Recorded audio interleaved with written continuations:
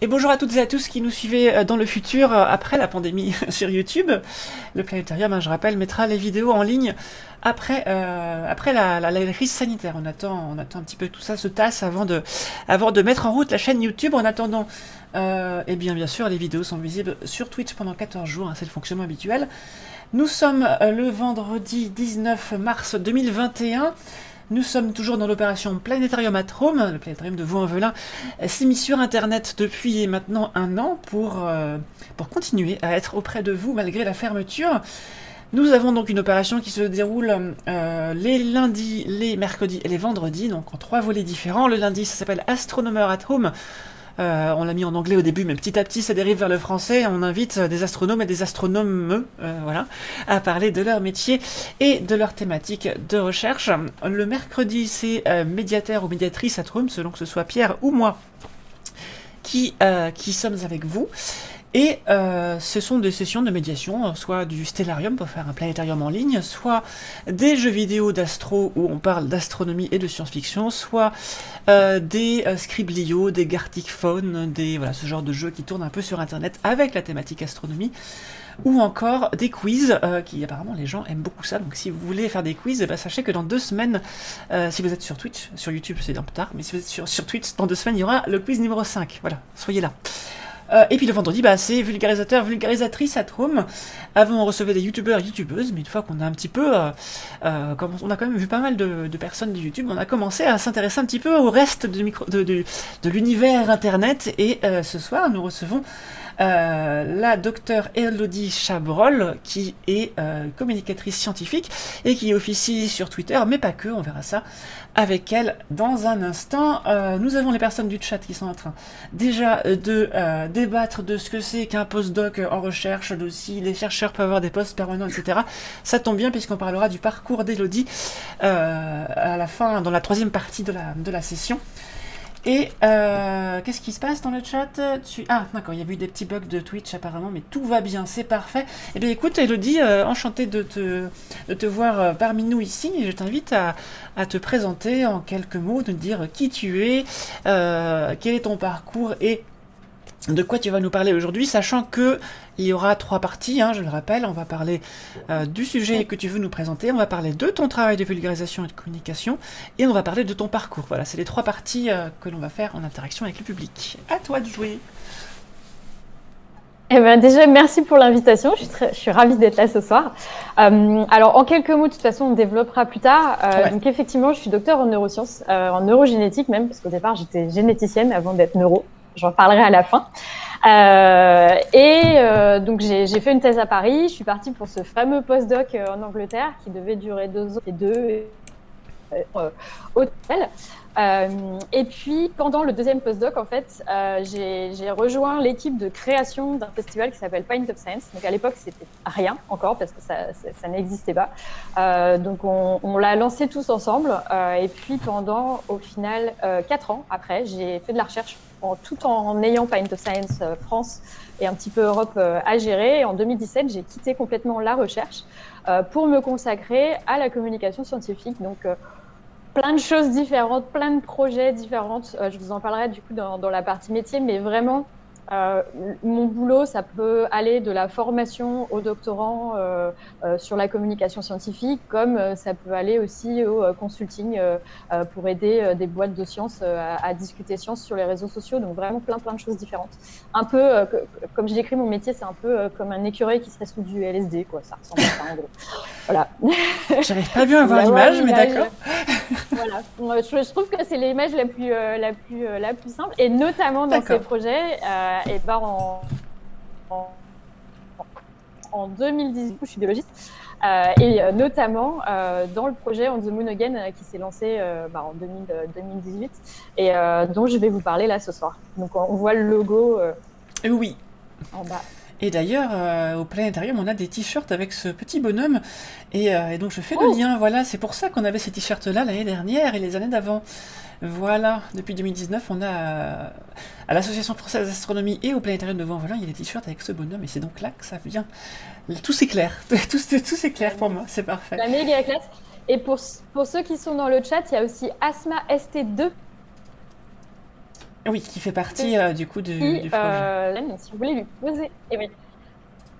Ouais, elle fait partie de l'équipe, donc n'hésitez pas. Elle pourra me corriger si je dis des bêtises. Et puis vous, n'hésitez pas à lui poser des questions. Et ouais, Asma, pas de bol. Tu pensais pouvoir être tranquille. Est-ce que tu as des applications ouvertes à part Discord et ton navigateur Parce que j'ai l'impression qu'il y a des petits coups de lag. Non, j'ai rien d'autre. Moi, je peux pas trop fermer de choses parce que sinon on n'a plus rien. C'est peut-être juste la connexion qui fluctue. Écoute, mais... j'ai rien. Non, mais ça va, c'est juste qu'il y a quelques mots parfois qui s'en vont, mais ça a l'air d'aller. Donc, tant que ça reste comme ça va, je pense. Les gens veulent savoir où on peut trouver ce t-shirt. On en parlera, vous inquiétez pas. Bon, et ben, je pense que les gens commencent à te poser des questions sur The Moon Again. Alors, toutes les questions que vous posez, hein, je les retiens. Et puis, je vais les poser en temps et en heure. Qu'est-ce que je voulais dire? Oui, donc là on a le logo de On the Moon Again, c'est ici dans cette petite fenêtre que vous verrez défiler les images et les logos des choses dont on va vous parler, on va donner des liens, des vidéos, etc. On va commencer donc par parler de On the Moon Again, si tu le veux bien. Est-ce que tu serais d'accord pour que je mette la petite vidéo et puis ce serait un point de départ intéressant? Qu'est-ce que tu en penses? Carrément. Ça te va? Ouais, super. Eh ben on fait ça. Donc je vais vous mettre une petite vidéo sur la droite, là-bas. Où est-ce que c'est là? Hop. Tac. Et il faut que j'ouvre ce truc-là. Voilà. Hop, voilà. Je vais la recadrer juste un tout petit peu. Je vous demande juste quelques instants. Et normalement, il y a le son. Non, il n'y a pas le son, je vais le mettre. Voilà, donc c'est une petite vidéo qui va vous montrer un petit peu, je sais pas si on va la mettre en entier, 3 minutes 18, qui vous montre un peu de quoi il s'agit, puis ensuite, Elodie nous en parlera plus amplement, mais on en avait discuté ensemble, et c'est vrai que cette vidéo qui apparaît sur le site de On the Moon Again avait l'air très, comment dire, je trouve plus mes mots, décrit très bien l'opération, voilà, vous allez voir. C'est parti, je fais la transition, et la voilà. Je vais l'agrandir un petit peu.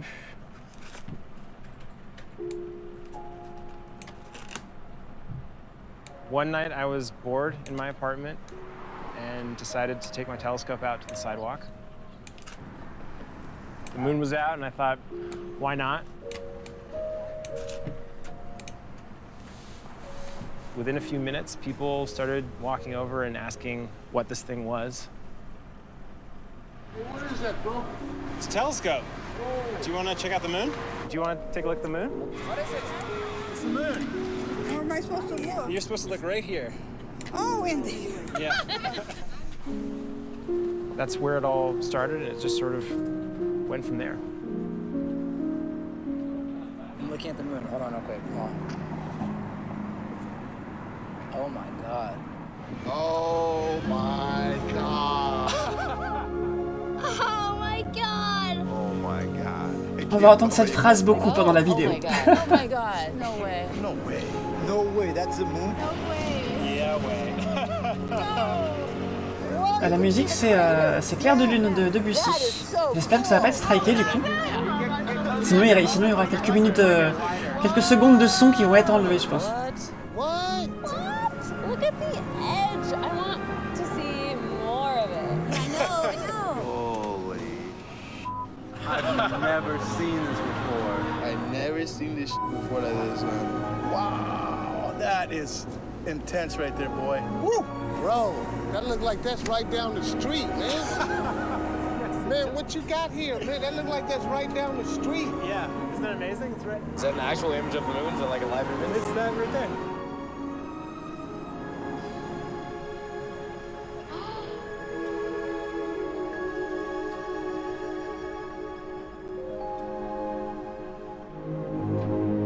To be able to see it up close and feel like you could almost reach out and touch it, and that's what makes it real to us. That is incredible. I kind of felt like I just landed on the moon.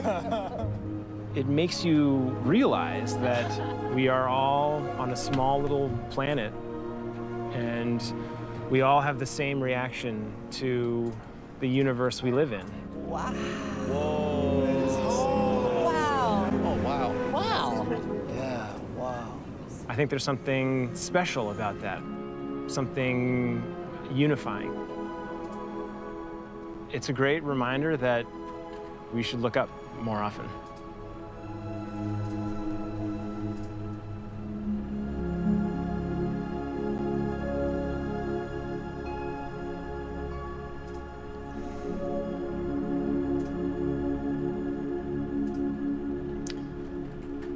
Et voilà.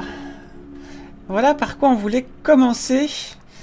Et effectivement, cette vidéo montre bien de quoi il va s'agir. Est-ce que tu peux, Elodie, nous raconter un petit peu l'histoire de ce projet autour de cette vidéo? Est-ce que c'est... Voilà, est-ce que tu peux... Je vais remettre le logo. Tu me disais tout à l'heure que c'est pas une personne du projet qui a fait cette vidéo, mais que vous lui aviez demandé. Est-ce que tu peux nous en dire plus? Ouais, on lui a demandé de l'utiliser parce que c'est vrai qu'on a lancé On the Moon Again et lui, on a vu cette vidéo, on s'est dit mais c'est exactement ça. Donc on lui a demandé de l'utiliser pour le site et bien sûr il a accepté. Il était très content qu'on l'utilise. Et l'idée d'On the Moon Again, en fait, elle est venue. Alors au départ, il y a Jean-Philippe Usan et Sylvain Boulet. Qui font partie de l'équipe. Il y a aussi Asma Steinhauser qui font partie de Steinhauser ou Hauser, je sais jamais. Asma, je suis désolée. Qui font partie de l'équipe. Et en fait, l'idée, c'est que Jean-Philippe et Sylvain souvent aiment bien de temps en temps, l'été quand il fait beau, sortir le télescope qui est au bord sur une péniche au bord du quai de Seine à Paris. Et puis, il le pose sur les quais de Seine. Et en gros, ils chopent les gens qui passent pour les faire regarder la Lune. Et pour le coup, moi, ils m'ont emmené. Je sais absolument pas comment je me suis retrouvée là, mais en 2018, c'était la première fois que je regardais la Lune de ma vie. Alors, j'ai halluciné que ce soit si tard, parce qu'au final, j'avais jamais fait ça avant. Et c'est vrai que je me suis retrouvée comme ces personnes sur cette vidéo. Ah, on a perdu quelques mots. Et voilà, c'est... Ces deux-là, ils ont toujours plein d'idées. Je crois qu'il y a quelques mots qui passent pas. Tu disais, et ces deux-là, ils ont toujours pas mal d'idées. Tu parlais de Sylvain et de ouais, j'ai perdu le prénom de ton autre... Sylvain et Jean-Philippe. Sylvain et Jean-Philippe, c'est ça. Jean-Philippe. Ouais, Sylvain et Jean-Philippe. Et l'idée, c'était de se dire, mais plutôt que de faire ça juste nous sur les quais de Seine, pourquoi est-ce qu'on ne proposerait pas à plein de gens de faire pareil en même temps, tous au même moment? Et du coup, c'est là où ils m'ont embarqué dans l'aventure, donc en 2018. Et puis, du coup, on s'est mis en petit groupe. Donc c'est une équipe qui est assez grande, mais au final, il y a un petit groupe où ça va être Jean-Philippe, Asma, il y a aussi Brigitte Zanda qui bosse dessus, et Sylvain Boulet. Où du coup on organise ça et on a lancé ça en 2019 et il y avait 77 pays et plus de 1300 événements sur 2 soirs et donc c'était génial. On a vu les photos, enfin moi j'ai trouvé ça super émouvant de voir les photos un peu partout dans le monde de gens partout qui avaient sorti leur télescope, qui partageaient ça et donc l'idée c'est de dire aux gens ces soirs-là, sortez vos télescopes dans la rue, montrez la Lune aux passants. Donc ça peut être une rue dans une ville, ça peut être dans un village. L'idée c'est vraiment, vous avez un télescope, vous avez une lunette, voilà ce qui s'est passé, ouais, la carte. Ouais, c'est impressionnant. Ouais, donc en gros si vous avez une lunette, vous avez un télescope, vous avez en gros un outil astro, sortez-le et partagez-le parce qu'en fait il y a plein de gens qui en ont. Moi d'ailleurs en organisant ça, je me suis rendu compte que ma belle-mère en avait un dans son garage. Je ne savais pas et ça faisait 3 ans que j'y allais et je ne savais pas qu'il y avait un télescope dans la maison. Donc voilà, au final, du coup maintenant il est dans le salon, le télescope. On sort dès qu'il fait clair. Et puis l'avantage c'est que la Lune, on peut la voir en ville aussi, donc c'est pas mal. Et donc on peut la voir en ville, on peut la voir à Paris. La preuve, sur les quais de Seine, avec des lumières et tout, il n'y a aucun souci. Après, en 2019, on a réussi à voir d'autres planètes. Il me semble qu'il y avait Saturne qu'on a réussi à voir et Jupiter aussi, si je ne raconte pas de bêtises. Si tu veux passer les photos d'ailleurs du quai de Seine, c'était pré-Covid. Ça va nous faire un petit effet. Ce monde a existé. Ce monde a existé, ouais. Alors attends, je cherche la bonne photo, genre celle-là par exemple. Ouais, il y a plein de photos. Voilà. Donc voilà, l'idée c'est vraiment d'attraper les gens au passage et de leur proposer. Ouais, voilà, par exemple. Donc ça c'est les quais de Seine à l'époque. Donc vous voyez, il y a plein d'éclairages. Ça passait quand même super. On voyait vraiment très bien. C'était vraiment chouette et moi c'est vrai que dans ces moments-là ce que j'adore c'est un peu comme la vidéo, c'est hyper émouvant, c'est de me poser et regarder les gens en fait, la réaction des gens parce que il y en a plein qui avaient absolument pas prévu ça qui pensaient pas voir la Lune. Il y en a qui la voient pour la première fois, il y en a qui la revoient. C'est pas la première fois, mais ils sont émus. Il y en a qui la partagent aussi, c'est-à-dire il y a des gens qui l'ont déjà vue, mais qui sont avec quelqu'un qui l'a jamais vue. Donc c'est plein d'émotions, c'est vraiment génial. Et donc voilà, l'idée c'est d'organiser ça. Donc ce qu'on fait avec l'équipe On the Moon Again, c'est qu'on fait de la com dessus. On fournit une plateforme où du coup, comme tu montrais la carte tout à l'heure, il y a un site onthemoonagain.org et l'idée c'est que les gens peuvent s'inscrire. Nous, ça nous permet de recenser, ça nous permet de savoir où est-ce qu'il va y avoir des événements. On ne met pas nécessairement exactement l'adresse parce que déjà les gens peuvent bouger et puis pour pas que voilà on dise à tel endroit il y a un pop ville et éventuellement les coordonnées de la personne qui s'inscrit pour pouvoir les contacter. Donc si vous avez des instruments, une lunette, un télescope, franchement, n'hésitez pas à participer. L'année dernière, du coup, on l'a pas fait parce que voilà, Covid-19, hein, très clairement. Mais cette année, on espère que voilà, certains pays pourront participer, qu'en France, on pourra, en tout cas, on sera dehors. Donc, on espère qu'il n'y aura pas de couvre-feu et qu'on pourra, on pourra regrouper des gens autour des télescopes. Donc, voilà le principe. C'est un peu comme une fête de la musique, en fait, sans le problème sonore, finalement. Exactement, c'est une fête de la musique de la Lune, comme tu disais tout à l'heure. Et ce qui est chouette, c'est que les gens qui organisent, donc l'année dernière, il y a 2 ans, alors je vais toujours dire l'année dernière, mais en vrai, c'est il y a 2 ans, c'est juste qu'il n'y a pas eu de 2020. On avait fait des plaquettes pour aider les gens, par exemple, s'ils avaient besoin d'infos sur la Lune ou de choses comme ça. Donc, du coup, l'idée, c'est voilà, de fournir un petit peu d'infos, un petit peu d'aide pour faire ça. On avait fait un petit concours aussi photo, où on avait des partenaires qui avaient envoyé des télescopes, donc qui avaient offert des télescopes pour le concours. Alors, j'ai quelques images. Ouais, tu as quelques images sympas. Hop. Tu me dis hein, si c'est les bonnes. Ça, c'est une des images qui a gagné le concours de l'année dernière. Alors, il faut le temps que ça s'affiche, par contre. Désolé. Ouais. Tu vas avoir quelques secondes de décalage. Et comme... c'est pas grave, je vais caler la date. Cette année, c'est du 16 au 18 juillet. Donc, c'est un vendredi, samedi, dimanche. Voilà, donc les images qu'on gagnait l'année dernière. C'est vendredi, samedi, dimanche. L'idée, c'est d'avoir un week-end. Et puis vendredi, si jamais il y a des scolaires qui veulent participer, par exemple. Comme ça, on a un peu tout le monde. Et effectivement, il n'y a pas besoin de méga gros télescopes. Parce que la Lune, au final, elle se voit très bien avec des lunettes qui ne sont pas énormes. Dès qu'on va chasser un peu d'autres planètes style Saturne, là pour le coup, il y a besoin d'un peu plus gros. Mais la Lune, elle se voit très très bien. Elle se voit très très bien avec un équipement moyen. Donc, il faut vraiment pas hésiter. Surtout qu'en fait, vous vous rendez pas compte de la chance que vous avez pour ceux qui ont de l'équipement astro. Mais en fait, il y a... Ah oui, alors ça c'est moi qui venais tout juste d'installer mon premier télescope.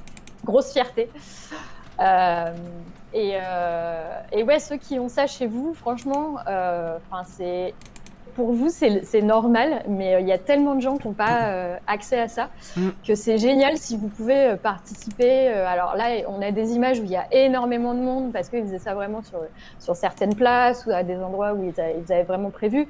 Il y a d'autres endroits où ils font ça dans des rues qui sont moins passantes. Enfin, à partir du moment où vous touchez quelques personnes, c'est déjà génial. Moi, je trouve ça hyper émouvant de se dire il y a des gens qui sortaient, qui n'avaient pas du tout prévu de voir la Lune et puis ils tombent là-dessus. Donc, c'est partage de l'émerveillement, partage d'un truc spécial. C'est vraiment un moment spécial.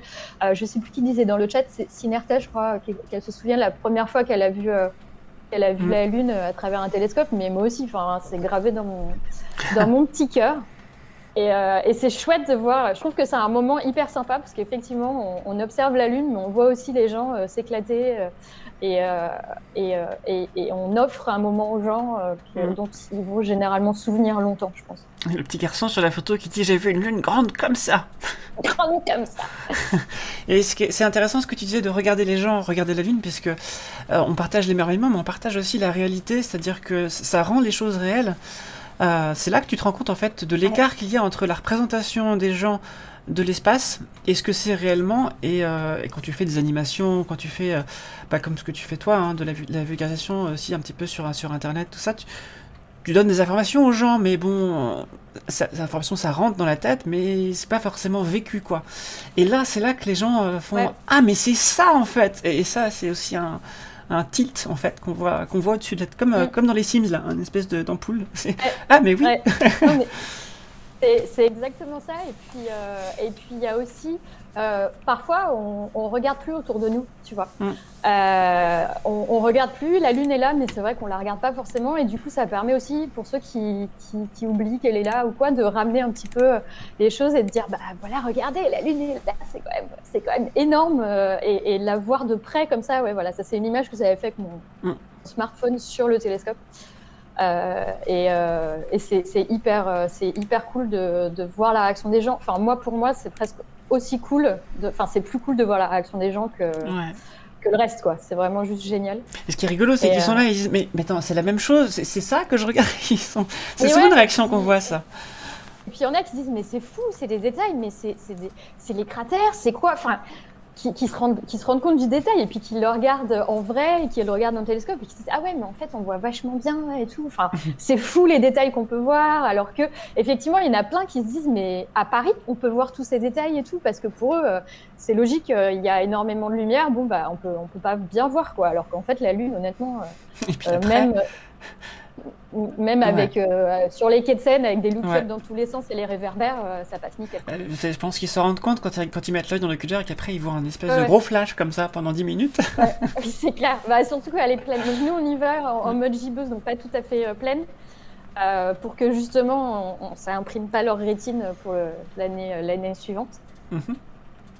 Mais ouais, non, c'est vraiment très très chouette. Donc si vous avez envie de participer, n'hésitez pas à aller voir sur le site web. Il est passé dans le chat, mais c'est onthemoonagain.org, c'est sur les réseaux sociaux aussi. Et si vous voulez une petite anecdote rigolote sur On the Moon Again... on veut savoir, on veut tout savoir. Allez, on y va dans l'anecdote. Au tout départ, quand on a lancé ça, on pensait appeler ça Let's Moon Again. Et on se dit c'est sympa et tout, et en fait on s'est rendu compte qu'en anglais to moon ça veut dire montrer ses fesses. Ah oui, non, c'est embêtant, effectivement. Voilà, et donc en fait ça a duré une journée, on l'a lancé, on avait tous les visuels prêts et tout, on a tout lancé et en final on a fait demi-tour mais hyper rapidement, et on a tout changé, le nom de domaine, tous les handles, tous les trucs sur les réseaux sociaux. On s'est dit non, c'est On the Moon Again, c'est bon, parce qu'en plus comme on voulait faire ça un peu partout dans le monde, on s'est dit si tous les pays anglophones rigolent, voilà, il y a Asma qui réagit dans le chat, effectivement. C'est rigolo parce que Let's Twist Again c'est un mouvement de danse, mais Let's Moon Again ça pourrait être aussi un mouvement de danse finalement, ça collait bien. Oui, ça pourrait, et puis on s'est dit Let's Moon c'est sympa, ça donne envie, allez on y va, let's do it, tu vois. Bah oui. Et puis on savait en fait que ça voulait dire ça, mais sur le moment on s'est dit ça va, c'est pas grave. Et puis direct on a vu que ça passerait pas, on a fait bon ok, effectivement ça va pas le faire, et donc effectivement voilà, on a changé. Ouais, Asma dit que de souvenirs, merci Emma Holland pour l'alerte, effectivement. Oups, bon bah finalement, et du coup ça a duré une journée, on traque encore sur les réseaux sociaux de temps en temps, je vois encore du visuel Let's Moon Again, et je suis là hop, c'est vrai qu'il y a plein de pareils de lit à faire sur la Lune, mais bon, celle-là je l'ai encore jamais vue. Ouais, voilà. Les pareils de lit, c'est les dessins qu'on peut voir sur la Lune et sur d'autres choses, motifs que notre cerveau connaît et qui reproduit sur les choses. Et c'est vrai que c'est souvent en fait qu'on se rend compte que des noms d'événements comme ça sont un peu problématiques. Notamment, il y a plein de contrepétries qui sautent aux yeux. Et je me dis des fois, mais comment ils font pour pas l'avoir vu, quoi? C'est pas possible.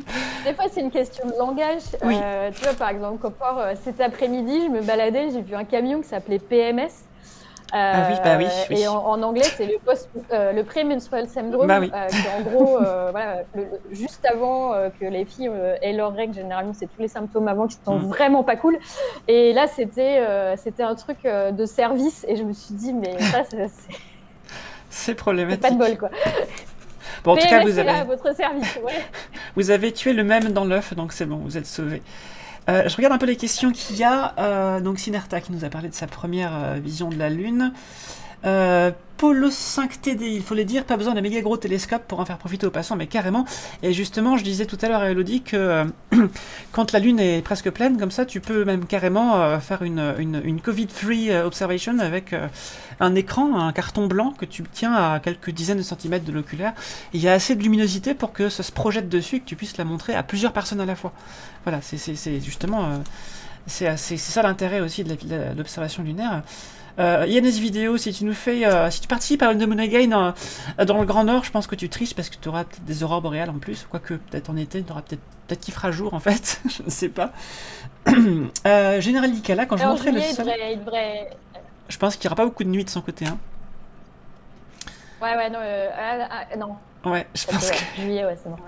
Général Licala, quand je montrais le soleil avec l'hélioscope, un ami m'a demandé si je voulais le vendre le soleil, parce que je disais aux passants, vous voulez voir le soleil, les gens n'osaient pas. Ah oui, mais oui, le soleil, c'est... Il y a toute une notion de sécurité qui va avec, c'est pas la même observation, hein, le soleil, il faut faire... Il y a des observations participatives comme ça avec le soleil, mais c'est toute une autre organisation. Je regarde un petit peu. Mais c'est vrai que déjà, même la Lune qui risque rien, c'est vrai qu'il y a des gens qui disaient mais ah bon, c'est gratuit, on peut. Oui. Et c'est rigolo parce que j'ai des potes qui sont venus avec leur gamine et la gamine, elle a passé la première soirée, à rabattre des gens. Elle allait les voir avec sa petite voix toute mignonne, et était là. Vous voulez voir la Lune? Et les gens étaient hyper intrigués. Bah oui, bah venez, il y a des télescopes si vous voulez. C'était trop mignon, quoi. C'était juste génial. Elle a passé sa soirée à aller voir des gens, à les récupérer pour On the Moon. C'était vraiment trop génial. C'était assez rigolo. Itaria nous dit, quand je fais des interventions et que je dis que l'espace n'est qu'à 100 km au-dessus de nos têtes, les gens sont super surpris. Ouais, et ben, si tu leur dis que la station spatiale n'est qu'à 400 km, ils sont encore plus surpris après. On n'a pas l'impression que c'est si près en fait. Général Licala, en fin de journée, j'ai regardé la Lune ce soir, un début de croissant. Ah oui, alors ça c'est très joli parce que tu vas peut-être voir la lumière cendrée, le clair de terre sur la Lune. Quand la Lune est en croissant, eh bien depuis la Lune on voit la pleine Terre et donc du coup on a une bonne lumière qui vient de la Terre et nous on peut le voir dans le ciel. Hein. Ça fait que vous voyez le disque de la Lune en entier avec un croissant plus lumineux. Et c'est très très joli à voir également. Par contre, pour faire des animations dans ce cadre-là, faut savoir que du coup la Lune est proche de l'horizon le soir, c'est pas très pratique, le soir ou le matin. Effectivement, c'est mieux de faire ça pour la Lune gibbeuse puisqu'elle est très lumineuse, mais pas pleine, donc on voit effectivement les cratères avec la lumière rasante qui fait des ombres, comme disait Elodie tout à l'heure. Comme l'image là qu'on voit. Ouais, tout à fait. Et Pixie, j'ai pas compris ton message. Peut-être si tu veux le reformuler, peut-être que je pourrais transmettre ton commentaire. C'est vrai que les gens n'osent pas s'approcher quand ils nous croisent, quand on est sur un télescope. Alors, est-ce que tu as eu comme ça des cas où les gens avaient peur du télescope, Elodie? Non, mais c'est vrai qu'ils demandent toujours. Il y en a qui viennent direct voir, mais qu'est-ce que c'est? Est-ce que je peux regarder? Et puis il y en a qui osent pas et on leur propose en fait. Non, mais venez, allez, on va vous montrer. C'est comme les animaux un peu curieux comme ça qui arrivent, qui s'approchent, qui n'osent pas. Non, mais c'est vrai que. Mais c'est vrai que quand les gens sont pas au courant sur les quais de la Seine. Voilà, ils pensent pas. Il y en a qui se demandent un peu ce que c'est aussi.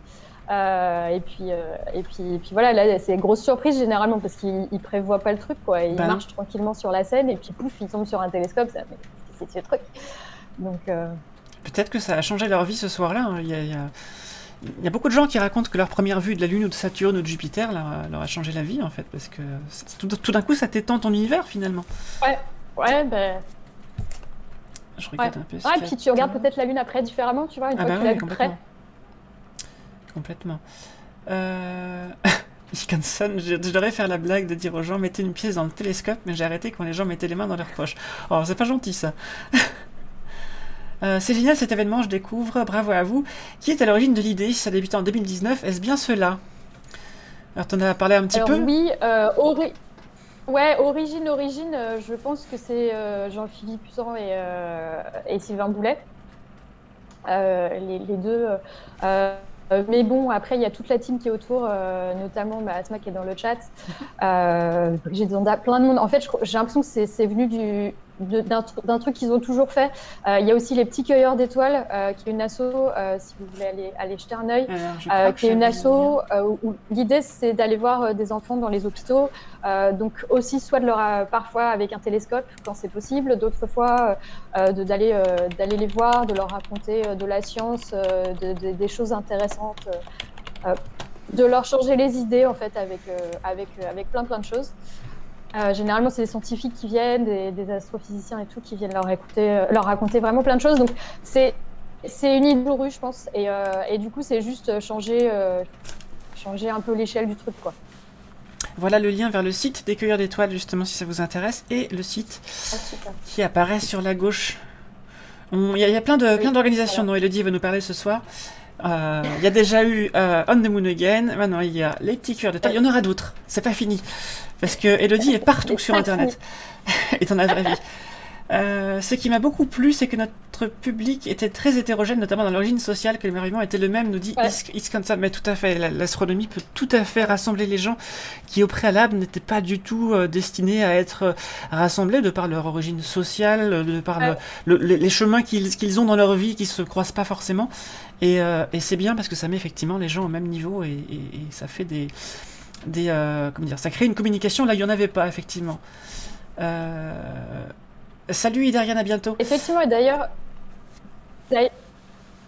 d'ailleurs, à ce sujet-là, c'est rapidement, il y a une copine qui a monté une asso.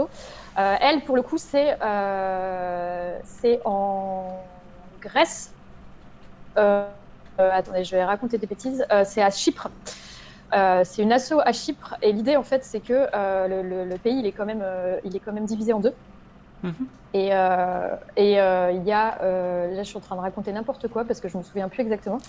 Donc je meuble, je vais y arriver. Il y a Chypre et il me semble qu'il y a les Turcs et les Cypriotes, et généralement ça se passe pas très bien entre eux. Et du coup elle a monté cet asso où elle emmène des groupes des deux origines voir la Lune, faire des événements astronomiques pour un petit peu justement les faire retrouver et leur montrer qu'il n'y a pas de différence, et que déjà leur ouvrir les yeux sur plus grand que les problèmes qu'ils ont sur Terre, les émerveiller, et aussi leur montrer que voilà, ils sont pareils au final. C'est vraiment très chouette, et je suis en train de chercher le nom de cet asso. Alors pendant ce temps, il y a ta consoeur Asma qui nous dit qu'il y avait une opération Observe the Moon, j'ai fait en franglais, organisée par la NASA qui faisait un petit peu ce que vous faites. Alors du coup, est-ce que vous travaillez avec eux maintenant ? Alors oui, on travaille avec eux, c'est-à-dire que c'est pas au même moment.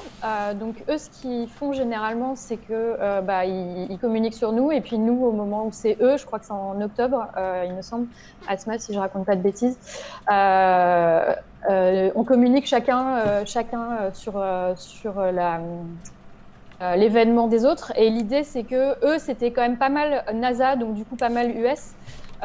Nous, c'est vrai qu'on a eu énormément d'événements en France. Je crois que c'était quasi sur les 1300, on a dû en avoir 800 en France, je crois, quelque chose comme ça. Et donc on communique chacun sur nos événements, on se fait de la pub, parce qu'en final, l'idée, c'est un peu la même chose, c'est d'observer la Lune. Et voilà, effectivement. Si l'observation de la Lune pouvait arrêter les guerres, ce serait bien à tester. Ce serait hyper chouette. Donc là, je vous ai mis dans le chat le lien pour le compte Twitter de cette initiative Astronomy for Peace, qui est quand même ultra cool, je trouve. L'opération de 2019, donc On Moon Again, avait été boostée par un événement historique. Est-ce que tu veux en parler un petit peu ? Oui, du coup, ça avait été boosté par les 50 ans du premier pas sur la Lune. Et c'est vrai qu'on l'avait utilisé en se disant, c'est pile l'année, autant utiliser ça. Et l'idée, c'est qu'on a envie de se dire, la suite des événements, c'était très bien qu'il y ait 2019 qui est ça. Si tu veux en parler plus, je vais te laisser, parce que je pense que t'es juste en quelques mots, il y a eu mieux placé que moi. En quelques mots, il y a eu 17 missions à Apollo. Les gens ne savent pas toujours, hein. Parfois, il nous arrive parfois de discuter avec des complotistes qui disent « Ah, on n'est jamais allé sur la Lune, et j'y croirai quand on y retournera. » Et là, on leur dit « Mais on y est allé 6 fois. » Et là, ils bug complètement.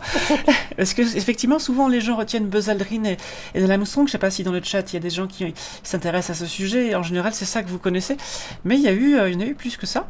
Entre Apollo 1 et Apollo 8, c'était des missions qui se sont déroulées soit au sol, soit autour de la Terre, soit sur une trajectoire qu'on appelle cislunaire, c'est-à-dire entre la Terre et la Lune. Apollo 8, c'est la première mission qui a fait le tour de la Lune et qui est revenue. Ils ont fait d'ailleurs le fameux lever de terre sur la Lune, qui n'est pas un lever de terre sur la Lune, puisque la Terre ne se lève pas sur la Lune. On en parlera un petit peu après si vous voulez, mais c'est lié au fait qu'on voit toujours la même face de la Lune dans le ciel, à l'inverse, sur la Lune, et bien la Terre ne bouge pas, voilà, elle est toujours au même endroit. Si la Terre se retrouvait derrière, ça veut dire que on pourrait voir la face cachée de la Lune, ce qui n'est pas possible. Et donc en fait, ce qu'ils ont vu, c'est qu'en tournant autour de la Lune, eh bien, ils ont vu la Terre sortir de l'horizon, tout simplement. Ensuite, il y a eu Apollo 9 et Apollo 10 qui sont approchés et qui ont fait de plus en plus près, comme s'ils allaient se poser. Apollo 10 se sont arrêtés justement où il fallait appuyer sur le bouton pour se poser. En fait, ils sont repartis. Et ensuite, il y a eu Apollo 11, le fameux Apollo 11 que vous connaissez. Alors, j'ai peut-être une image ici. Je fais un petit récap, un petit récap historique assez bref. Est-ce que je trouve Apollo 11? Ça, c'est le 14. Je veux le 11, ça, c'est le 17. Ah, voilà, Apollo 11. Voilà, nous y sommes. Voilà. Donc ça, je sais pas si c'est Buzz Aldrin ou Neil Armstrong. Voilà, donc... Ouais, c'est même pas Apollo 11, celui-là. C'est Apollo combien, ça? Ça doit être Apollo 17, celui-là. Et c'est écrit Apollo 11 sur la photo que j'ai prise. Ben non, ce n'est pas Apollo 11, c'est Apollo 17. Enfin, peu importe. Voilà, Apollo 11, Neil Armstrong et Buzz Aldrin. Il y avait Michael Collins qui est resté en orbite. Faut pas l'oublier, lui, parce que sans lui, eh ben, ils étaient tous morts. Ouais, le pauvre. Mais oui, voilà. C'est clair, le pauvre, on n'en parle pas assez, lui. Et donc Apollo 11, ils sont restés pas loin du module, hein, donc ils avaient juste, bon, ils avaient pas le rover, hein, donc ça c'est le rover, c'est arrivé, je crois à partir d'Apollo 14 ou 15, je sais plus. Ensuite il y a Apollo 12, Apollo 13, si vous avez vu le film avec Tom Hanks, vous savez qu'il y a eu des petits soucis. Une fois qu'ils ont commencé leur première orbite autour de la Lune, avant de se poser, avant de se détacher de leur comparse qui restait en orbite, eh bien il y a un réservoir d'oxygène qui a explosé, ils ont perdu une partie de leur oxygène et ils ont dû, avec la NASA, avec les outils dont ils disposaient dans le vaisseau, fabriquer un filtre à air. Donc dans la maquette sur Terre, eh bien les ingénieurs de la NASA ont cherché un peu ce qu'il y avait, donc un stylo, un bloc-notes, une combinaison spatiale, des composants électroniques, et ils ont réussi à les sauver. Le film est très intéressant, ça vous dit. Ensuite il y a eu Apollo 14, 15, 16 et 17. Et sur Apollo 17, c'est la seule mission où il y a eu pour la première fois un astronaute civil, un scientifique, et avant ça c'était que des militaires. Ah, c'est marrant, sur cette photo, il est en train de sauter, j'avais pas fait gaffe. Je me disais, c'est bizarre le raccord sur les pieds. Non, il est en train de sauter. Là, les complotistes vous diront, ah, mais non, ça a été collé par-dessus, c'est Stanley Kubrick, tout ça. C'est du Photoshop, ça, c'est du Photoshop. D'ailleurs, au passage, le drapeau, il n'est pas déployé par le vent. Pensez au principe de parcimonie, dites-vous simplement qu'il faut toujours privilégier l'hypothèse la plus vraisemblable, et on n'y pense pas toujours quand on n'a pas les connaissances nécessaires. Mais si vous retrouvez votre canapé complètement éventré dans votre salon et qu'il y a le chien à côté, privilégiez l'hypothèse du chien qui a fait une bêtise plutôt que les extraterrestres qui sont venus tirer sur le canapé avec des pistolets laser à la Mars Attacks. C'est mieux en général. Et là, l'hypothèse la plus probable, c'est simplement qu'ils ont mis un petit grillage métallique à l'intérieur du drapeau pour le laisser bien dérouler. Pendant la guerre froide, c'était mieux de montrer à ceux d'en face que c'était nous les plus forts et inversement. Voilà, c'est pour ça que... Bon. Donc ce n'est pas le sèche-cheveux de Stanley Kubrick ou le je ne sais quoi, le ventilateur du studio. Voilà, c'est vraiment un vrai drapeau sur la Lune. Et donc Apollo 17, et ensuite il était prévu Apollo 18, 19 et 20, sauf que changement de président, assassinat de John Fitzgerald Kennedy, donc on est passé à Nixon. Changement de président, et comme vous le savez à la NASA, quand on change de président, souvent on change les plans. Ça ne va pas être facile de travailler à la NASA pour cette raison-là, en tout cas. Et puis, du coup, on est passé à la navette spatiale. Les 3 missions Apollo restantes ont été annulées. Et il reste une fusée Saturn V qui devait être utilisée, qui est maintenant dans un musée, alors je ne sais plus où aux États-Unis, que vous pouvez visiter si vous allez là-bas. Et voilà un petit peu, donc ça fait 6 messieurs en fait qui se sont posés sur la Lune, donc on y est retourné, effectivement. Voilà, et donc en 2019 c'était le 50e anniversaire. Voilà, j'ai fait mon petit topo sur Apollo. En tout cas, bravo pour cette histoire. Ah ouais, non, fantastique, c'est bien, c'est bien. Voilà. Et c'est Apollo 15 avec les rovers. Merci vous, Vastro. Donc j'ai pas visé. J'ai pas visé. Voilà. Oui, je t'écoute, Elodie. Donc ouais, effectivement. Ouais, non, je disais effectivement 2019, c'était les 50 ans. Et puis après, le réveillement de la Lune juste pour les 50 ans, on va continuer. Bon, on aurait dû continuer du coup en 2020, mais là, 2021, on a bon espoir de pouvoir recommencer ça. Et puis je pense que les gens seront contents de sortir, de s'émerveiller un peu, de voir des choses sympas. 2020, c'était on Covid again. Ah ouais, c'était on Covid again, ouais. On a Ike Hanson qui nous dit avec Auroralp, nous avons été très agréablement étonnés d'à quel point l'initiative marchait super bien, était super populaire. Ah oui, ça marche. Quand tu vas vers les gens et que tu leur dis tu es capable de voir ça, tu es capable de comprendre, ça marche toujours super bien. C'est vrai que nous, pareil, à Paris, on avait de temps en temps, on avait vraiment la grosse queue. Il y avait des vagues, il y avait des moments où il y avait carrément trop de monde. C'était chouette de voir ça, quoi. Et puis les gens attendaient leur tour pour regarder la Lune. C'était cool. Ouais, c'est chouette de voir des gens qui font la queue pour en apprendre plus sur l'astro, voir la Lune et tout. Ça fait super plaisir. Alors du coup, est-ce qu'il y avait des gens parmi vous qui passaient dans la queue pour répondre aux questions, pour expliquer des choses, pour faire patienter les gens? Oui, carrément. Alors, en plus, on a eu de la chance parce qu'on a plein de gens qui sont passés. Il y avait Florence Porcel qui est passée à Paris. Il y avait Sylvain et Jean-Philippe qui étaient à fond. Moi, j'étais en mode plus, comme je suis pas super forcément calée comparée à Jean-Philippe, Sylvain et puis Asma. Je suis moins calée, donc en gros j'étais en mode recadrage des télescopes, etc. Parce que c'est pas forcément, faut les bouger tout le temps en fait, parce que la Terre tourne. Les gens se rendent pas compte de ça, donc, mais effectivement. Ouais, non mais entre ça, entre recadrer plus les gens parfois qui les bougent et tout. Donc moi j'étais à la technique, mais c'est vrai qu'ils discutaient, ils racontaient plein de choses et voilà. Alors après c'était des queues pas vraiment hyper bien formées forcément. Voilà, c'était des tas de gens devant, j'allais dire devant le microscope. J'ai du mal, je dis encore microscope au lieu de télescope, mais je pense que ça va encore continuer quelques temps. C'est la biologiste en moi, ça fait 12 ans de microscope contre quelques années de télescope. Malheureusement. Alors, il y a un désaccord dans le chat sur la position de la fusée Saturn V, celle qu'on a gardée.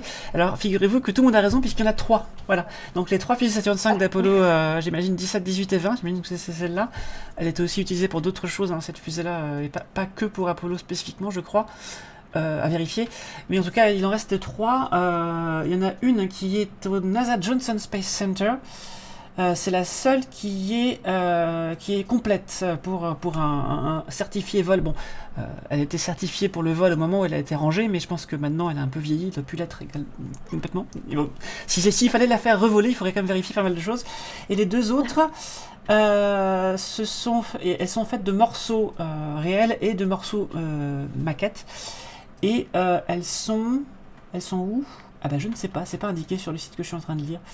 Il y en a une qui est au Space Center Houston, bah c'est celui-là, voilà.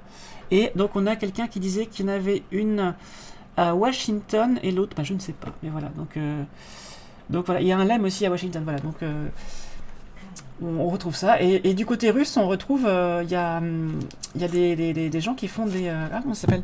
Tu sais quand ils vont dans les vieilles villes abandonnées là, je me souviens plus le mot.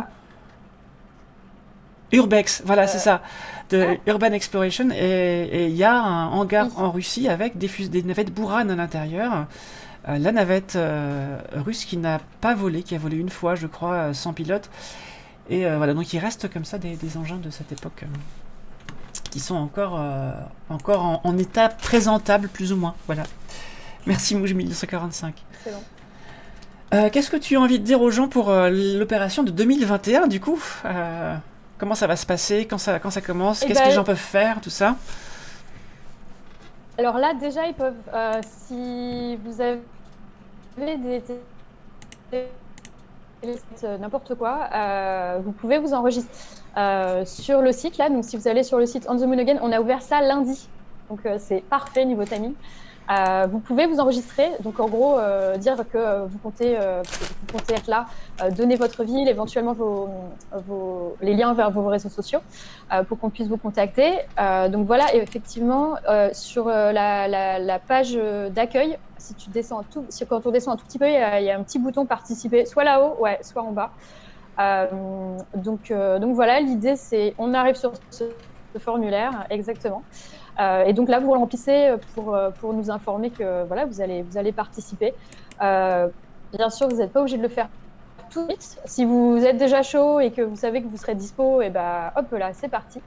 Bien sûr, c'est si tout va bien au niveau Covid, qu'il n'y a pas de couvre-feu, tout ça. Donc voilà, et on va continuer. Donc là, on vient tout juste d'ouvrir les inscriptions et puis on va continuer la com petit à petit. Jusqu'à l'événement qui est du 16 au 18. Donc, vous pouvez très bien le faire les 3 soirs ou un seul soir. C'est vraiment comme vous voulez. Il y en a qui vont probablement le faire un soir et puis qui vont avoir envie de le refaire. Donc voilà, n'hésitez pas à vous inscrire. Ouais, ça, c'était 2019. Alors, c'était beaucoup en France. J'ai un souci, j'arrive pas à déplacer la carte, c'est normal? Je n'arrive pas à déplacer la carte. Alors, c'est possible. Ça dépend peut-être du navigateur. C'est possible, hein, on est encore en train de... Voilà, en tout cas, petit bêta test en live, voilà, il faut... en tout cas, sur Explorer, ça marche pas. Je peux pas déplacer la carte. Donc, je peux pas... Voilà, si vous êtes à Paris, ça marche pas. Non, voilà, c'est... Mais c'est peut-être juste parce que j'ai un vieux navigateur, ne vous inquiétez pas. Je pense que sur Firefox ou Chrome, ça doit marcher sans problème. C'est très chouette, en tout cas, cette carte. Très jolie, en plus. Ouais. Ah, c'est parce qu'il faut d'abord cliquer et après... Ah, c'est ça. Il faut d'abord cliquer et après tu zoomes, ok. Je crois qu'il faut cliquer. Ouais. C'est ça. Ah oui, voilà, exactement. Ouais. C'est ça. Il faut cliquer et après il faut zoomer. D'accord. Bon, alors il n'y a personne actuellement à la machine. Donc si quelqu'un est là-bas, commencez à... Voilà, allez-y. Votre spot va apparaître ici. Voilà. J'étais plutôt content parce que effectivement, beaucoup de monde en France. Il n'y avait pas que la France, il y avait pas mal d'autres pays, donc c'était chouette. Donc je voyais, il y avait 783 spots en France. Et après, il y en avait pas mal en Asie du Sud-Est en fait, hein, finalement, il y en avait aussi pas mal ici. Vous avez des retours un petit peu sur la participation qu'il va y avoir dans le monde, si ça va augmenter est-ce que vous avez déjà un petit peu des estimations? On ne sait pas en fait. On n'a pas du tout, là on vient tout juste d'ouvrir les inscriptions. On sait juste que cette année, comme ça a déjà eu lieu, probablement vont connaître, donc peut-être qu'on aura plus de monde, puis d'avoir des partenaires style ESA et compagnie. C'est chouette. Si tu m'entends bien? Oui, je t'entends, c'est bon. Tu disais partenaires ESA et compagnie. Oui, voilà, des partenaires style ESA et compagnie. Pour l'instant, on n'en sait pas trop. On est en train de relancer tout ça. C'est la dernière il y a 2 ans, mais bon, la dernière fois, pour être honnête, il y a eu une option au début, mais les gens se sont surtout inscrits vers la fin. D'accord. Tout simplement parce que là, tout de suite, et en plus avec Covid-19, je me dis que ça va probablement être encore plus le cas parce que là, demain, je te demande où tu es en juillet. Tu vois, je ne sais pas. Voilà. Tu sais pas forcément où tu seras. Je veux dire, même la semaine prochaine, c'est pas sûr en ce moment. Ouais, voilà, déjà, tu vois. Donc du coup, j'ai l'impression que les gens s'inscrivent quand ils ont une idée un petit peu plus précise de où ils vont être, etc. Mais en tout cas, à tous ceux qui nous écoutent et qui sont intéressés ce soir et qui ont des instruments, notez ça dans vos agendas et puis n'oubliez pas de vous enregistrer. Pour qu'on vous voit sur le site et puis pour qu'on vous comptabilise, quoi. Et puis il y a encore, on va essayer de faire encore un concours pour gagner des télescopes. Donc c'est du 16 au 18 juillet et les inscriptions seront affichées à partir du mois de juin, je vois sur le. Donc vous aurez un petit pin qui va s'afficher, donc cette carte sera remplacée par la nouvelle. Voilà. Exactement. Le planétarium de Vaux-en-Velin avait participé en 2019 à l'opération. Il y avait mon collègue Pierre qui a fait une séance spéciale avec un quiz lunaire dans le dôme et un film sur la Lune. Génial. C'était juste avant que je vienne compléter l'équipe. Et puis il y avait aussi une conférence et il y avait une soirée d'observation de la Lune. Alors comme tu disais tout à l'heure, quand c'est un institut qui fait observer, forcément les gens sont un petit peu déjà au courant, quoi. Ils sont spoilés un petit peu, on va dire. Voilà, c'est ça la différence. Et c'est vrai que la magie aussi, c'est vraiment d'amener son télescope dans le coin de la rue et voir ce qui se passe, quoi. Et voilà, mais par exemple, vous pouvez le sortir devant le planétarium. Voilà. Enfin, voilà. Donc,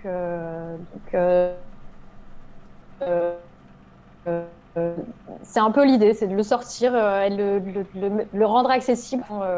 Il n'aurait pas eu la chance de pouvoir avoir accès. Et ben, je crois qu'on a fait le tour un peu de cet événement. Le temps passe très vite, ça fait déjà 1 heure qu'on est ensemble. Je te propose de passer à la deuxième partie, c'est-à-dire ce que tu fais toi. Qu'est-ce que tu... Peut-être on peut commencer par ton parcours, puisque tu me disais pendant la préparation que tu es une neuroscientifique qui a été embrigadée dans l'astronomie par des potes. C'est ce que tu m'as dit. Donc, quel est ton parcours entre les neurosciences et l'astronomie? Comment ça s'est fait tout ça?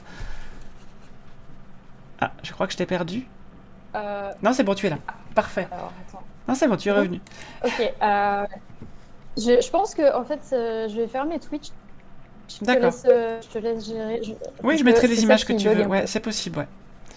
Super. Pas de souci. Top.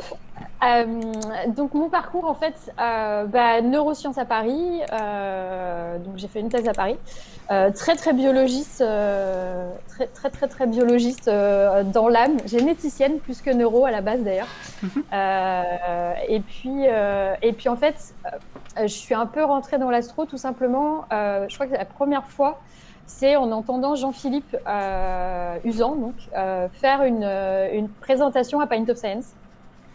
Donc Pint of Science, c'est le festival que j'ai créé en France et à laquelle où j'ai participé à la création en Angleterre et que j'ai lancé en France en 2014. Et là, l'idée, c'est des scientifiques dans les bars pendant 3 soirs en simultané un peu partout dans le monde. Donc c'est un peu comme On the Moon en fait, c'est en simultané un peu partout dans le monde pendant plusieurs soirs. Et là, c'est vrai que Jean-Philippe, la première fois qu'il a fait une conférence, moi, c'était ma première conf d'astro en tant que biologiste. J'y suis allée parce que j'organisais ça.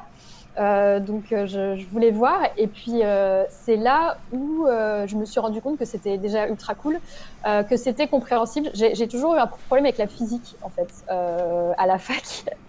J'ai eu cette magnifique note de 0,5 à mon partiel de physique à la fac. C'est te dire à quel point j'étais bonne en physique. Au départ, je voulais faire de la géologie. J'hésitais entre de la bio ou de la géologie. Et en fait, on m'a dit en géologie, c'est moitié physique, moitié géologie, du coup bio. Et là, j'ai abandonné, du coup, parce que je me suis dit que je n'y arriverais jamais. Donc, je suis allée vers la bio, parce qu'il n'y aurait pas de physique, ça allait être plus simple. Et donc, du coup, la physique m'a toujours un petit peu fait peur, parce que je me suis toujours dit que j'y arriverais pas. Et c'est vrai que c'est en commençant la communication scientifique où j'ai commencé à faire des événements de vulgarisation, où je me suis dit, mais attends, en fait, je peux comprendre, c'est un truc de fou. Et en plus, c'est hyper intéressant. Et du coup, c'est depuis 2014, donc là où j'ai commencé à faire de que du coup, ça m'a ouvert des portes. Et du coup, c'est pour ça que je suis vraiment hyper fan de Vulga, parce que ça m'a ouvert des portes sur plein de sujets. Alors l'astro, mais d'autres. Mais c'est vrai que l'astro, j'ai toujours adoré. Voilà, regarder les étoiles et tout, j'ai toujours... Ça m'a toujours plu, mais c'est vrai que si on m'avait dit, ouais, il y a de la physique, en fait, je ne serais pas allée, quoi. Et là, d'un coup, c'est devenu simple à comprendre, c'est devenu hyper intéressant. Parfois, en plus, Jean-Philippe, il est un peu artiste dans l'âme, il rend ça un peu poétique, il raconte plein de choses autour et tout. Donc, c'est vrai qu'il vend un peu du rêve, il vend complètement du rêve, même. Donc, du coup, voilà, j'ai commencé à m'y intéresser. Je suis aussi partie en Islande. J'ai eu le droit à mes premières aurores boréales. Là-bas et juste après ça j'ai rencontré une physicienne qui travaille à la NASA sur les aurores boréales aussi et d'ailleurs qui venait tout juste de découvrir elle venait tout juste de découvrir un nouveau type d'aurore boréale et en fait je l'ai rencontrée 2 mois après ce truc et j'avais vu passer ça sur internet et en fait quand je l'ai rencontrée elle me dit j'ai bossé sur les aurores boréales etc. et elle me dit j'ai bossé sur Steve qui est le nom de la nouvelle aurore boréale qu'elle a découverte. Et là, je me suis dit, wow, truc de fou et tout. Et j'ai passé le week-end, c'était un événement de science, j'ai passé le week-end avec elle et voilà, elle écoutait, racontait des trucs sur les aurores. Elle m'a un peu tout raconté, comment ça marchait, tout ça. Et c'est là aussi où je me suis rendu compte que, en fait, je pouvais comprendre, quoi. Et je pense que ça a été le déclic de faire des événements de vulgarisation et de me dire, en fait, je peux comprendre. Voilà, je suis une quiche en physique, mais finalement, il n'y a pas besoin d'être forte quand on a des gens en face qui sont capables de vraiment bien expliquer ça. Donc voilà comment je suis venue à être 100% biologiste. En fait, c'est vraiment la vulgarisation et la communication scientifique qui m'a ouvert toutes ces portes, quoi. Là, j'ai affiché le site Aurorasaurus, donc c'est oui. l'opération de ta consoeur, du coup, qui est aussi participative. Alors, c'est une science c'est un programme de sciences participatif donc Aurorasaurus, l'idée c'est en gros on rentre les photos d'aurore boréale. Donc pour ceux qui sont en Norvège, il y en a un dans le chat. Il y en a un dans le chat. Ouais. Pour ceux qui sont en haut là et qui peuvent prendre des photos d'aurore boréale, c'est cool de rentrer ça parce que du coup ça leur permet de voir les différentes aurores boréales. Et notamment il y a eu un moment où les gens ont uploadé des photos et c'était des photos, je crois, un peu plus au sud que d'habitude. C'était une aurore boréale qui avait une tête vraiment différente de d'habitude. Souvent, en fait, les aurores boréales, ça va être des espèces de tracés verts, etc., un peu des rubans qui vont se dérouler. Ça peut être vert, ça peut être rose, ça peut être jaune, ça peut être aussi parfois sans couleur. Et là, en fait, Steve, ça faisait plutôt comme des trucs qui tombaient du ciel, mais à la verticale, en fait, des espèces de griffes. Si vous tapez Steve aurore boréale, vous allez voir. Et du coup, ils se sont dit, mais en fait, c'est une aurore boréale assez bizarre. C'est pas comme d'habitude. Ils se sont rendus compte que c'était un nouveau type d'aurore boréale et ils ont découvert ça en fait grâce à Aurorasaurus. Donc grâce à des gens qui sont pas du tout scientifiques qui ont uploadé sur Aurorasaurus leurs photos d'aurore boréale. Et voilà Steve. Donc voilà Steve. Alors Steve déjà il est un peu différent en couleur je crois. Ouais, c'est rosé un peu. Ouais, c'est les deux traits à gauche là, c'est ça? Ouais, voilà, c'est des traits un peu différents. Et voilà, et donc en fait, ils se sont rendus compte que c'était complètement un autre type d'aurore qui s'appelle donc maintenant Steve. Et je vous invite à regarder le ciel vers le nord le soir de temps en temps, puisque vous savez que le soleil a un cycle d'activité de 11 ans, et tous les 11 ans, eh bien, parfois les aurores descendent jusqu'en France. Donc, il y a eu un maximum en 2000, où on voyait des aurores jusqu'en Provence, et c'était des aurores de ce genre-là, en fait. C'était des traînées rouges comme ça. Donc, en 2000, 2010, ça va être à peu près dans les années qui sont autour de maintenant, là, qu'on devrait avoir des grosses éruptions solaires qui vont jusqu'en France, enfin, qui s'étalent un peu jusqu'en France. Donc, n'hésitez pas à regarder vers le nord de temps en temps, on sait jamais. On sait jamais.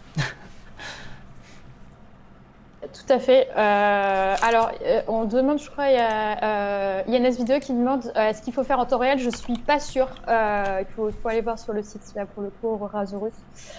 Je sais pas si c'est en temps réel ou pas.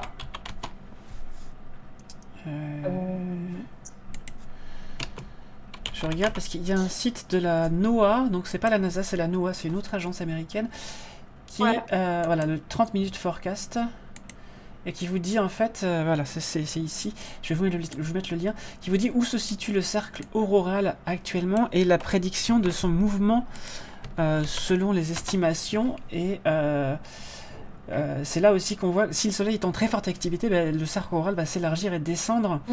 Donc là actuellement, vous voyez, il est chez Yannis Vidéo, voilà. Donc chez Yannis Vidéo, il y a le cercle auroral là qui est là.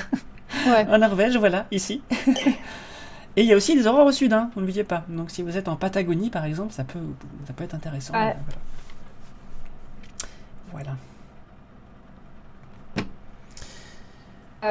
Et c'est très inhabituel, je sais plus exactement à quoi c'est dû, mais c'est pas exactement les mêmes phénomènes que d'habitude en fait. Les interactions différentes entre les particules du vent solaire, le champ magnétique, tout ça. Ouais. Apparemment, c'est pas nécessairement une précipitation d'électrons d'ions. D'accord. Mais c'est un petit peu différent. Et donc, quand tu as vu ça, tu t'es dit, ah, mais l'astro, c'est cool, en fait. Et ouais, en fait, je me suis dit, c'est cool. Et surtout, je comprends, en fait. Donc voilà, vous pouvez voir que mes connaissances sont encore limitées, malheureusement. Mais effectivement, je comprends et ça m'a intéressée. Et puis, voilà, me rendre compte que j'avais jamais regardé dans un télescope, aussi en 2018, c'est là où je me suis dit, ah ouais, en fait j'ai du retard à rattraper. Et donc voilà, du coup, et effectivement Pint of Science, donc ça c'est le festival que j'ai monté que j'ai monté en 2010. Non, pas du tout, 2014, comme le temps passe vite. Mais du coup, j'ai commencé à participer à ce festival en 2013 en Angleterre. C'est né en Angleterre. L'idée, c'était une bande de scientifiques qui se sont dit venez, on partage les sciences avec les gens. Le pub en Angleterre, alors c'est un peu comme le bar en France, mais il y a une autre dimension de maison. C'est une deuxième maison, le pub, dans le sens où on y va aussi bien pour boire des coups avec ses potes le soir que pour passer un dimanche pluvieux en famille, en fait. Donc, du coup, c'est vraiment la deuxième maison, l'endroit un peu cosy, un peu sympa, où on aime bien se retrouver. Et l'idée, c'était de rendre la science conviviale, de faire en sorte que les gens puissent rencontrer les scientifiques d'une façon vraiment beaucoup plus tranquillou que si jamais ils visitent les labos ou pendant des conférences, etc. Et donc, ça a été créé, on l'a créé en 2013. 2013, on était dans 3 villes d'Angleterre. Et rapidement, ça s'est étendu avec un réseau de super bénévoles. Je crois je sais même plus combien on est dans le monde, on doit être autour de 5000 bénévoles. Et en 2019, on était dans 24 pays, en vrai. 400 villes quasiment en même temps. C'est assez énorme, en fait. On est passé en quelques années de 3 à 400. Et là, en ce moment, on est 30 pays. Donc voilà, là en France, déjà, on est passé de 3 villes à 60 villes de 2014 à 2019 en 5 ans. C'est dans plein de pays et l'idée du coup c'est en simultané. Donc c'est vraiment l'idée que pendant 3 soirs, les 3 mêmes soirs, en fait c'est basé sur l'idée du festival. En Angleterre, le festival de musique notamment, c'est un peu la fête de la musique de la science, tu vois. Tout à l'heure c'était la fête de la musique de la lune, là c'est la fête de la musique de la science. C'est la Saint-Patrick de la science. Et voilà. Non mais en fait le truc c'est qu'en Angleterre, il y a un culte autour des festivals de musique qui est assez flippant.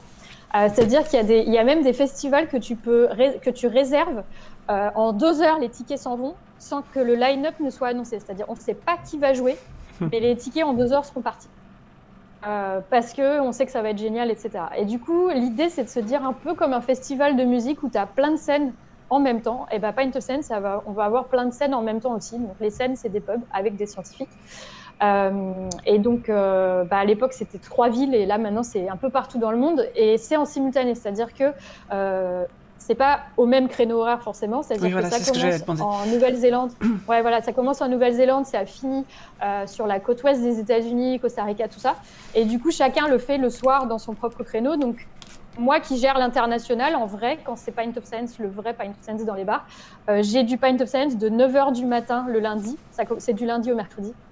À 4h du mat le mercurdi soir. Ah ouais, donc tu fais toute leur gare en continu comme ça, d'accord. Ouais, avec quelques heures de dodo quand ils sont dans le Pacifique. Là. T'as des gens qui te relaient quand même sur toute la boucle. Sur la com internationale, non. C'est-à-dire que c'est moi qui retweet et qui re-insta. Et en fait, même s'il y avait du monde, j'ai envie de voir.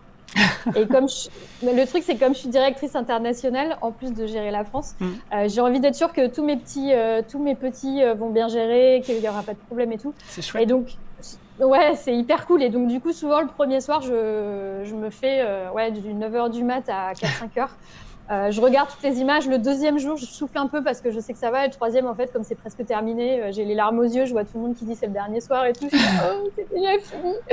Et donc, pareil, je dors pas. Généralement, je m'endors comme un déchet sur mon canapé en plein milieu de la nuit avec mon téléphone en regardant. C'est un peu comme les gens qui suivent l'émission spatiale en direct. Ils font un tour de cadran comme ça pour être sûr que tout va bien. Bah, exactement, c'est ça. Donc je me fais un tour, je pars de la Nouvelle-Zélande et je finis au Costa Rica et côte ouest. Et c'est vrai que généralement je m'endors le dernier soir en mode petit déchet sur mon canapé, le chat qui vient dormir sur moi. Voilà, parce que je veux être sûre que tout s'est bien passé. Puis voilà, tout le monde dit au revoir, c'est hyper émouvant. On bosse 1 an pour 3 jours, donc c'est vrai qu'on a envie que ça dure le plus longtemps possible, quoi. Donc là, j'ai mis la carte de France avec les événements qui ont eu lieu. Alors là, je sais pas, c'est quand du 19, c'est ce printemps, c'est ça? Non, alors c'est en mai, mais là du coup, c'est la carte d'avant. Je devrais la cacher cette carte parce que ça va être en ligne cette année. D'accord. Malheureusement. Mais c'était en gros la carte française de Pint of Science ce qu'aurait dû être 2020. Comment ça se passe pour l'organisation? Est-ce que c'est des localités qui te contactent ou est-ce que c'est toi qui les contactes? Comment ça se passe? Alors, c'est toujours des gens qui nous contactent parce que comme c'est du travail bénévole, malheureusement, même moi, hein, Alors, en France, j'ai jamais été payée. À l'international, je suis un peu payée en freelance par l'Angleterre pour développer le truc. Mais en gros, quasiment tout le monde dans le monde est bénévole. Et notamment en France, on est tous bénévoles. Ça peut être du travail. Donc, l'idée, c'est qu'on va pas chercher les gens. On attend que les gens nous contactent. Et c'est pareil pour les autres pays. Quand je développe des nouveaux pays, c'est les gens qui viennent nous contacter. Et donc voilà, là on discute avec eux pour voir si c'est faisable et généralement on fait ça avec des gens individuels pour que ce soit plus simple à faire, pour aussi qu'il n'y ait pas de conflit. Tu vois, par exemple, si c'est une université qui met ça sous sa coupe, le problème c'est que s'il y a plusieurs universités dans la localité ou la région, on veut pas on veut que tout le monde puisse participer. C'est un peu Bisounours si tu veux. Donc du coup, c'est vrai que c'est bien quand c'est des gens individuels qui vont organiser ça parce que il n'y a pas de problème de gestion de conflit, c'est tel établissement qui organise ça. Du coup, il n'y a que des gens de cet établissement. On a envie que tout le monde puisse participer. C'est pareil, on n'a pas de thème chaque année. Tu vois, on se dit pas tiens, on va avoir un thème de l'année parce qu'on a envie que tout le monde puisse participer chaque année. Donc voilà. Par contre, on a 6 thèmes récurrents tous les ans. Qui couvrent toutes les sciences, qui vont de la science humaine et sociale à l'astro, la bio, notre corps, StarTech, donc toutes les nouvelles technologies, planète Terre avec tout ce qui est écologie, terre, géologie, merveille de l'esprit pour le cerveau. Et on est bon. StarTech, planète Terre, l'humain aux civilisations, notre corps, merveille de l'esprit et Atomo Galaxy. Et je vois que ça peut être des quiz, ça peut être il y a animation quiz, puis présentation, etc. Ouais, en fait, donc une soirée, elle va avoir 3 temps forts généralement. Donc il va y avoir 2 présentations de scientifiques. Pas forcément tout le temps, mais souvent c'est un junior et un senior. D'accord. Parfois c'est 2 juniors, parfois c'est 2 seniors, parfois il y a 3 scientifiques. Ça dépend vraiment des soirées. Ouais, il y a un gros trou dans le centre, comme on dit dans le chat. On essaye. Et donc il y a première partie de présentation, questions, etc. Puis au milieu, on aime bien avoir une animation, genre un quiz, un truc un peu sympa, qui va rappeler aux gens qui sont pas à une conférence. Donc généralement c'est un quiz simple. Moi, j'en prépare un chaque année pour tout le monde en France, mais si les équipes locales ont envie d'organiser leur propre quiz sur le sujet, c'est cool. C'est juste, moi, je leur fournis un quiz au Oula. cas où. C'est bon, on a eu tous les mots. Ils sont venus un petit peu en retard, mais on a eu tous les mots. Vous avez tout. Super. Et après, il y a une présentation de quelqu'un d'autre. Généralement, c'est sur le même sujet, ou en tout cas, c'est sur des sujets très proches, ou 2 visions d'un sujet. Donc voilà comment se déroule une soirée. L'idée, c'est de ne pas faire en sorte de vous mettre... C'est pas de déguiser la soirée en conférence, c'est vraiment d'essayer de faire en sorte que vous ayez le temps de poser des questions, que vous jouiez aussi avec le quiz et tout. Généralement, il y a des goodies Pint of Science à gagner pendant le quiz. Ok. Qu'est-ce que je voulais dire donc, voilà. Si quelqu'un dans le chat, par exemple, veut organiser un événement dans sa région, est-ce qu'il faut trouver un bar, un scientifique? Comment ça se passe? Bon, sachant que cette année, ce sera en ligne. Il y a plein de... Alors, cette année, c'est en ligne, donc là, on a tout qui est organisé. Mais pour l'année prochaine, en fait, il y a différents niveaux. Donc, il y a l'équipe nationale donc, qui gère un peu tout, par exemple la com, etc., au niveau national. Et puis, dans chaque ville, il va y avoir quelqu'un qui coordonne la ville, coordinateur de Pint of Science. Et donc, cette personne, elle va gérer les équipes dans la ville. Donc, faire en sorte que tout aille bien, éventuellement faire des demandes de financement et tout. Et puis, il y a les gens qui gèrent eux-mêmes les événements où là, il faut trouver un bar et des scientifiques. D'accord. Il y a plein de niveaux comme ça. Donc, soit coordinateur de ville où là, c'est pas eux qui gèrent pratique. Sinon, il y a les managers d'événements qui, là, pour le coup, gèrent les événements. Très bien. Du coup, ça va se passer en ligne cette année. C'est-à-dire, est-ce qu'il y aura plusieurs lives en même temps selon les pays? Comment ça va se passer pour que les gens puissent se préparer dans le chat?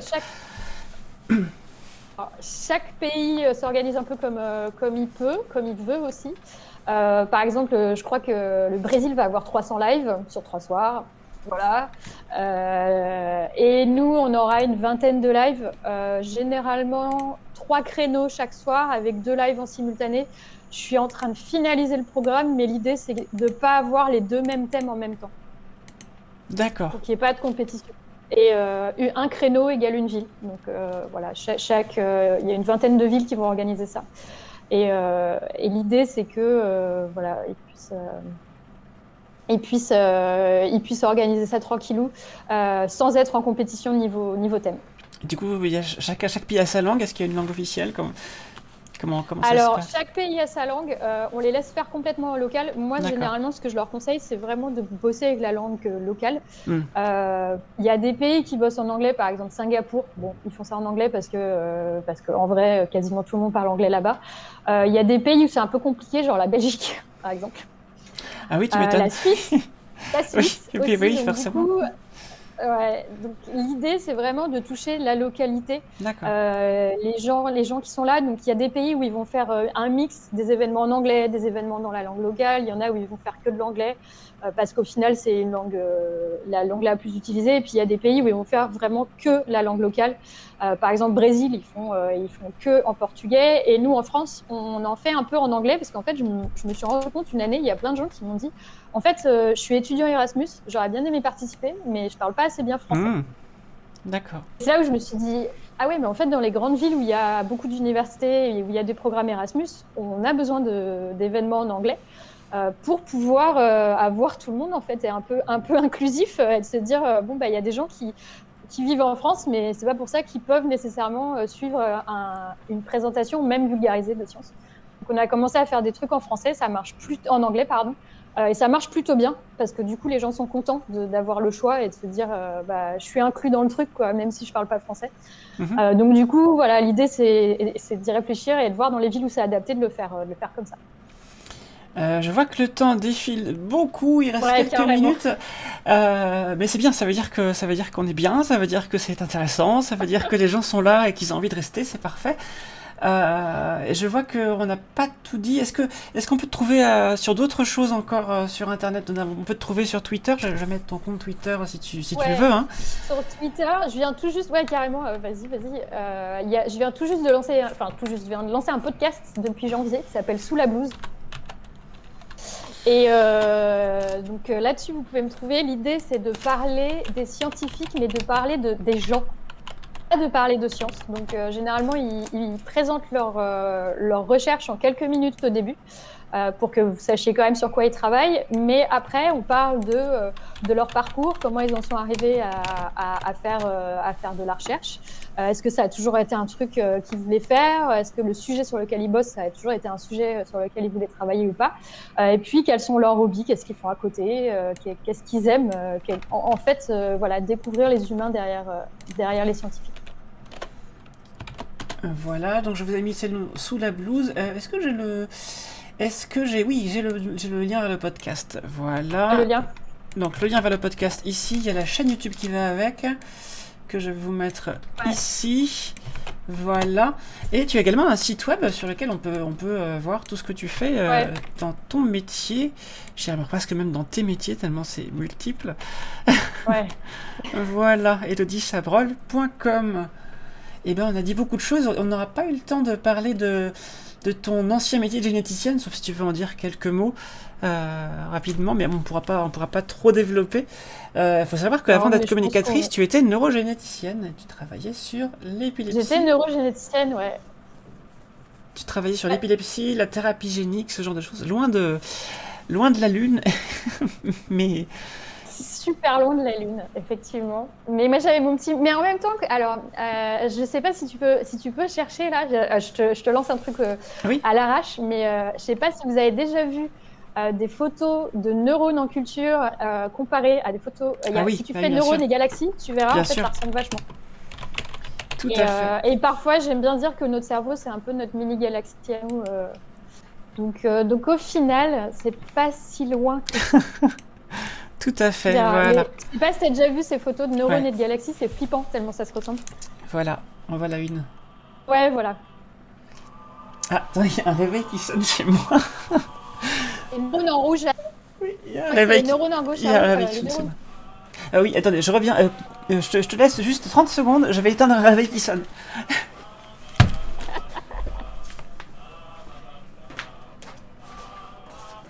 Donc, si je raconte pas de bêtises, je suis Voilà. pas sûre, mais en gros, il me semble qu'il y a les neurones en rouge à gauche. Oui, c'est ça. Brain cell à gauche et univers à droite. Ouais, voilà. Donc au final, ça ressemble vachement. Donc finalement, c'était peut-être, tu vois, un peu Ah, il y a plein de censé arriver science-fiction. tout ça, je sais pas. Plein de science-fiction qui peut être faite autour de ça. Plein de théories du complot aussi. Ah ouais. Ouais. Voilà. Eh bien, écoute, c'était une super session, tout ça. Ça montre en tout cas qu'on peut faire une thèse dans un domaine et puis partir sur autre chose après. J'ai l'impression qu'il y a quand même beaucoup de personnes qui ont fait une thèse et qui sont parties dans la com ou la vulgarisation après. Et je sais pas si ça te fait ça, ça ouvre un petit peu quand même les horizons parce que tu vas toucher à plein de domaines que tu croyais pas pouvoir toucher en fait finalement. Ouais, et puis il y a ça, et puis je pense que déjà ça s'est vachement ouvert. Ça avait très très peu d'initiatives, et maintenant il y en a de plus en plus. Regarde, ma thèse en 180 secondes, elle vient, Oui, tout à fait. elle a commencé en 2014 comme Pint of Science. Il y a plein d'initiatives qui se multiplient parce qu'on s'est rendu compte que, en fait, avant c'était très descendant la communication scientifique, c'est-à-dire que ça allait être des magazines, des bouquins, des conférences, la télé, la radio et tout. Et on s'est rendu compte qu'en fait, le grand public, c'est pas un public homogène. Il y a plein de grands publics, il y a plein de communautés, il y a plein de gens différents qui ont plein de choses qu'ils ont envie de faire et je trouve pas le mot, mais de hobbies, d'intérêts. Voilà, c'est ça que Il y a plein de niveaux de connaissances aussi, plein de moyens de communiquer qui sont un peu différents. D'intérêts, ouais, de niveaux de connaissances. Voilà, il y a des moyens de communiquer, il y a des niveaux de connaissances, il y a des hobbies qui sont différents. Et donc, du coup, pour arriver à toucher tout le monde, ça va pas être forcément avec une émission télé, ça va pas être forcément avec un magazine, ça va être en multipliant les initiatives et en allant là où les gens sont, et notamment The Moon Again, c'est un peu l'idée, c'est de trouver les gens là où ils sont, pas forcément attendre qu'ils viennent à nous, les trouver là où ils sont. C'est une parfaite transition. Et donc, bravo, merci. Et voilà. Et c'est la. Voilà, c'est vrai que c'est l'idée de choper les gens où ils sont et c'est bon. Ouais. Donc l'idée c'est de choper les gens là où ils sont et puis de fournir aussi aux scientifiques plein d'initiatives différentes pour eux, pour qu'ils puissent et elles, pour qu'ils puissent faire de la communication comme d'une façon qui sera sympa pour eux. Donc voilà, en fait, du coup, il y a vraiment plein de choses à faire et il y a de plus en plus de monde qui effectivement part de la science pour faire ça. Moi, je suis quand même restée 8 ans après ma thèse parce que je pensais vraiment que j'allais continuer en recherche. J'ai vraiment tenté le coup jusqu'au bout, mais j'ai pas réussi. Donc voilà, et puis je pense que j'ai été petit à petit attirée vers la communication scientifique aussi. Quand on met le doigt dedans, après, on ne peut plus s'arrêter. Ouais, mais c'est ça. En fait, ce qui était hyper frustrant, c'est que la science, quand on fait de la recherche, c'est comme si on creusait un trou très profond sur un truc. Mais vraiment un tout petit trou, mais très très profond. Alors que quand on commence de la com scientifique, c'est là où j'ai découvert la physique, j'ai découvert plein de sujets. Et du coup, revenir sur mon sujet qui était hyper précis, mais du coup, même parfois, j'écoutais les conférences de mes collègues où je comprenais rien parce qu'en fait, ils étaient tous dans leur truc. C'était le trou d'à côté. C'est vrai que c'était devenu frustrant, tu vois. Et en fait, je m'éclatais beaucoup plus à écouter de l'astro que de la neuro parce que les gens faisaient pas d'efforts parce que comme on était dans le labo, ils n'étaient pas censés t'expliquer, sauf que moi, je comprenais pas forcément ce qu'ils faisaient. Et plus c'est avancé, et plus au final, fossé qui s'est creusé, où je me suis dit, mais en fait, je m'amuse plus en com scientifique, et aussi en neuro, c'est très compétitif, et je me suis dit, demain je pars, j'ai 10 postes, donc j'ai 10 personnes qui reprendront ce que je suis en train de faire, alors que à l'époque, Pint of Science, on était en train de le développer, il n'y avait que 10 pays à l'époque, et il fallait absolument quelqu'un pour développer à l'international, et je me suis dit que j'aurais beaucoup plus d'impact en partant de la science. Même j'aurais plus d'impact pour la carrière des chercheurs en quittant la science qu'en y restant. Donc c'est pour ça que je suis partie. Donc en fait, voilà. Tu as créé des ponts entre les fossés finalement. Ouais, exactement, j'ai essayé. Mais c'est chouette. En tout cas, ce qui est hyper valorisant pour Pint of Science, c'est d'ouvrir des pays où, en fait, ils disent qu'il n'y a pas d'initiative de culture scientifique. Là-bas, en France, on a vachement de chance parce qu'on a plein de choses. Mais il y a des pays où il n'y a vraiment pas grand-chose. Et du coup, quand on ouvre Pint of Science, ils disent c'est une des seules initiatives où les scientifiques peuvent rencontrer du public. Et c'est trop chouette, quoi. Eh bien, je crois qu'on arrive au bout. Il est 20h05. Mais je pense qu'on pourrait continuer pendant très longtemps encore. Il faut revenir. Il faut revenir. Peut-être qu'on pourrait essayer d'organiser des quiz à plusieurs, peut-être. À voir au sein de mon équipe, ça peut être intéressant. Pour se renouveler, parce que le Covid n'a pas l'air d'être fini pour l'instant. Donc, à voir. Non, malheureusement. Si ça t'intéresse, en tout cas. Je vois qu'il y a eu beaucoup de gens qui ont discuté dans le chat. Je me rends pas compte de combien il y a de personnes qui sont en live actuellement parce que j'ai fermé la fenêtre Twitch pour garder de la bande passante. 34, hein. Voilà. Merci à toutes et tous d'avoir été là. Merci à toi, Elodie, de nous avoir fait part de ton parcours très très vaste. Ça donne envie. Donc je rappelle, On the Moon Again, ce sera cet été du 16 au 18 juillet 2021. Pint of Science, ce sera au mois de mai. J'ai oublié la date. 17 au 19. 17 au 19 mai, voilà. 17 au 19 mai, ouais. Voilà, et puis si vous êtes dans le Nord, n'oubliez pas de vérifier les aurores, voilà. Qu'est-ce que j'oublie ? Je pense que c'est tout. Puis intéressez-vous à toutes les sciences, voilà, c'est bien. Il y a plein de gens comme Elodie qui sont là pour vous aider. Merci. Et merci pour l'invitation, et puis merci à tous dans le chat d'être restés aussi longtemps et d'avoir posé plein de questions. Et si vous êtes sur YouTube, eh bien, passez à la prochaine vidéo. Puis si vous êtes sur le chat, eh bien, à bientôt.